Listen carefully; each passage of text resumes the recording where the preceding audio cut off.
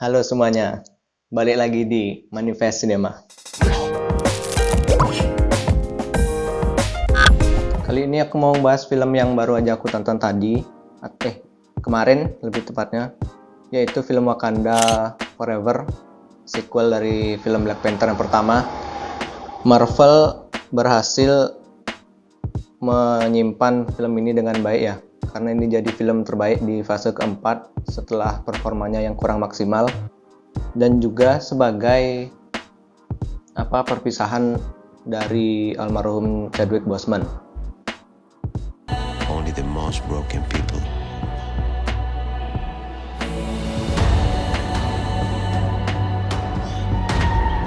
can be great leaders.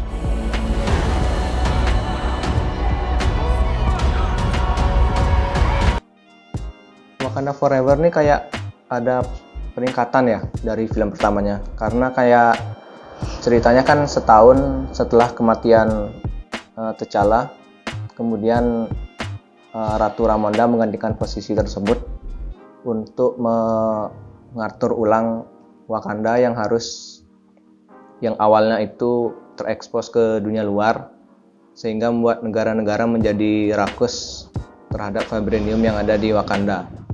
Di sini sang sutradara Ryan Coogler sudah ngasih performa yang bagus sekali ya, yang bikin filmnya ini jadi kayak indah banget, terus juga serius, minim jokes, walaupun ada sih jokesnya cuma nggak lebay, nggak kayak MCU yang biasanya. Terus juga kayak intens aja dari awal, dari terakhir ngalir terus, nggak ada berhentinya. Konfliknya juga dari kayaknya dendam pribadi masing-masing kerajaannya. Di sini kan ada dua kerajaan, yaitu Wakanda sama Talokan. Film ini juga terasa sangat emosional ya, karena banyak tribute yang dikasih buat Chadwick, karena ya sentral ceritanya juga diambil dari beliau, dimana waktu intro aja contohnya, ini udah ada sih sebenarnya intronya di film Black Panther pertama, tapi untuk Disney Plus yang original dari US. Kalau di Hotstar dia belum pakai intro yang itu. Intronya itu kayak ya perjalanan Chadwick sebagai Black Panther lah, di behind the scene di tiap film Marvel yang dia ada gitu. Terus kayak nggak ada musik, kayak cuma suara angin. Itu kayak moment of silence-nya lah waktu di bioskop. Baru mulai loh itu. Terus untuk actingnya ini ya, dari si ibu Ratu Ramonda ya, Queen Ramonda ini bisa dibilang cukup masterpiece ya. Semoga aja bisa lah masuk penghargaan di Oscar atau di Emmy lah untuk supporting actress, karena ngasih speech di PBB tuh scene-nya bikin kagum lah, kayak dia ngasih performa yang sempurna sebagai ibu dan ratu di Wakanda. Terus ada adiknya T'Challa ya, jelas Princess Shuri, yang di awal nih karakternya dia kayak dendam banget karena nggak bisa nyelamatin kakaknya, gara-gara nggak bisa bikin herb yang warna ungu itu, gara-gara dibakar kan semuanya sama Killmonger di film pertama. Terus juga ya kayak mengunci diri gitu di lab selama setahun ngerjain kostumnya, mungkin yang baru yang ada di trailer. Terus ya ngembangin itulah dia, terus bisa buat herbnya tuh hidup lagi, mungkin buat the next Black Panther kan. Terus pada akhirnya dia juga bisa kayak menerima lah kenyataan kalau kakaknya kan sudah nggak ada. Terus ini spoiler nggak sih? Jangan dah. Kita usahain reviewnya minim spoiler ya. Kalau ada yang spoiler bakal dikasih alert. Setelah menerima kenyataan kalau kakaknya meninggal, akhirnya dia jadilah the next Black Panther ya, si Shuri ini dengan kostumnya sendiri, yang menurutku kostumnya tuh kayak ya bagus, cuma terlalu rame aja gitu loh. Relik emasnya tuh kayak nggak kebanyakan, tapi bagus kok, bajunya bagus.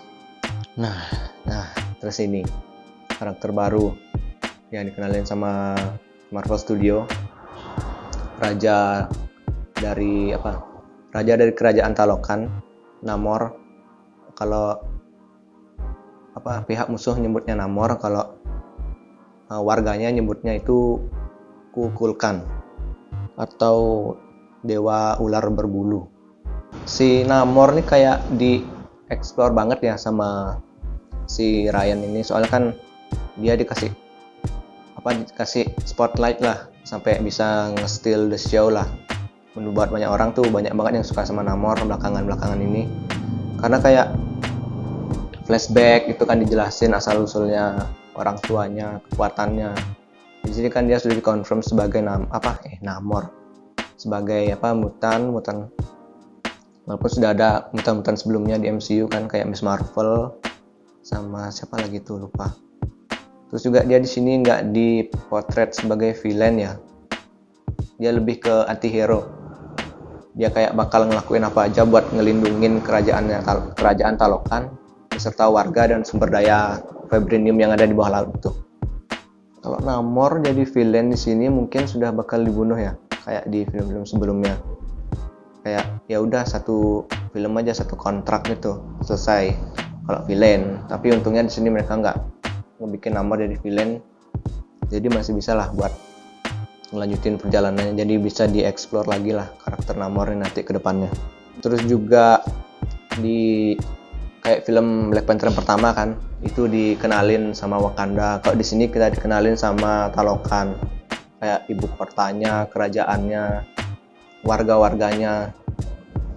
Terus juga ada scene yang dimana waktu kita dikenalin sama warga-warga Talokan ini waktu di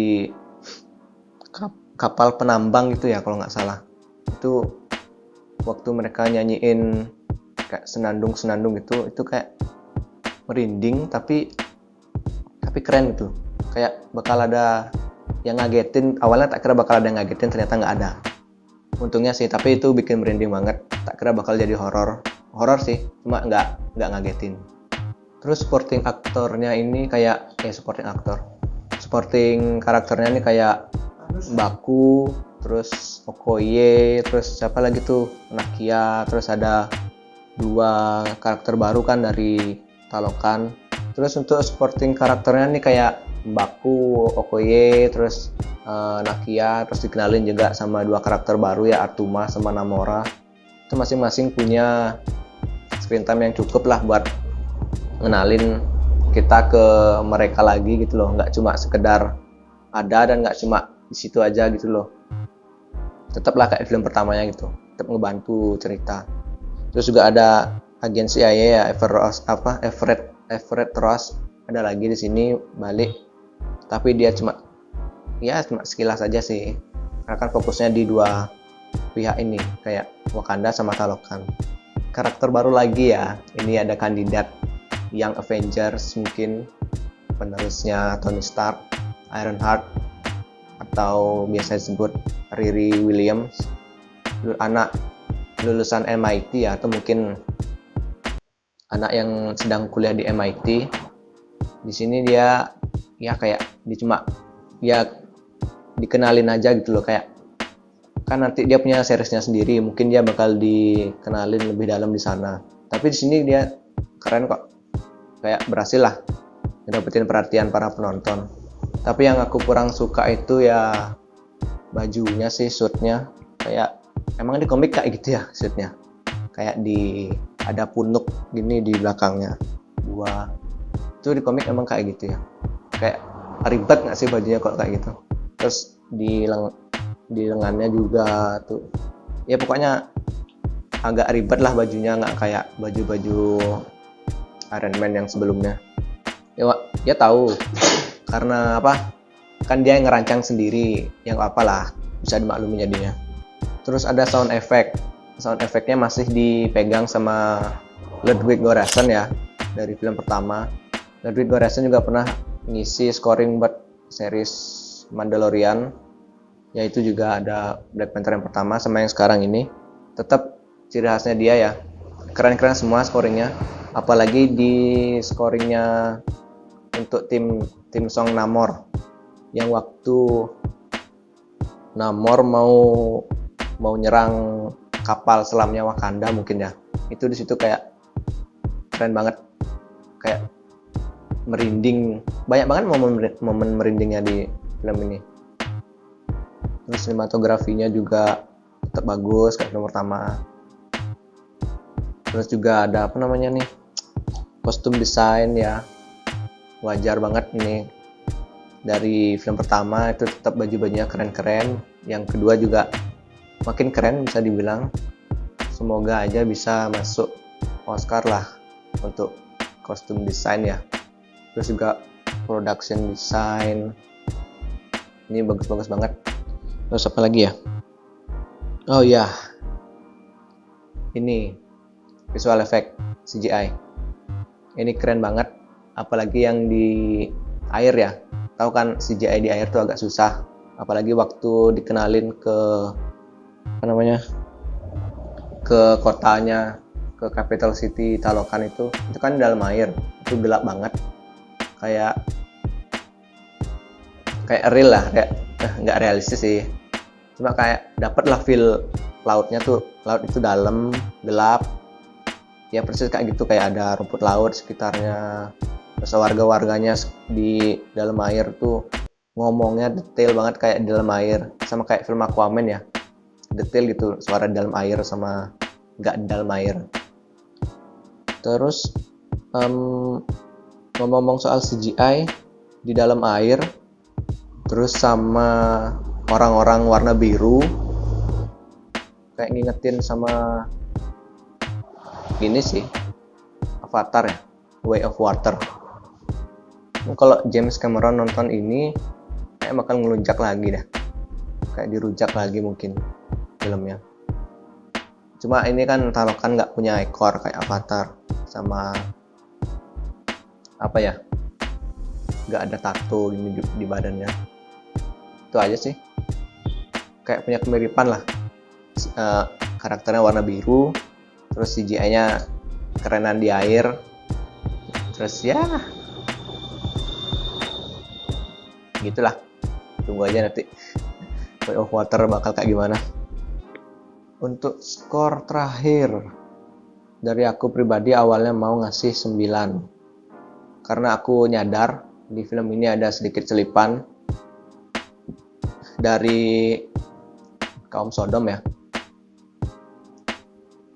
Itu nggak usah dijelasin sih mana, intinya kalian pasti ngeh kok sama adegannya. Kecil tapi itu udah -1 sih buat aku. Jadinya skor terakhir dari aku itu 8/10. Awalnya mau 9, cuma gara-gara kesalahan kecil itu bisa ngurangin 1 nilai. Itu dari aku, terserah mau bilang apa, pokoknya itu salah banget. Nah, segitu aja reviewnya dulu kali ini untuk penutup fase keempat MCU ya, Wakanda Forever. Sampai jumpa, terima kasih buat fase 4 MCU ya, dari Black Widow sampai ini Wakanda Forever, film-filmnya, terus juga seri-serisnya. Ada seri Shrek lah, ada Miss Marvel, Shrek, Fiona, Miss Marvel, Wanda, Falcon, Loki, Bucky, Hawkeye, Moon Knight, terus Werewolf by Night, Eternals, No Way Home, Shang-Chi, Multiverse Madness, Love and Thunder, sampai ya Wakanda Forever nih kayak perjalanan banget lah buat Marvel, roller coaster banget, naik turun, reaksi fans beragam. Semoga di fase kelima Ant-Man Quantumania semoga bisa jadi pembuka yang fresh ya di fase kelima MCU. Jangan lupa di like, di komen, di share, dan di subscribe. Oke, segitu aja review dari aku. Manifest Cinema pamit undur diri.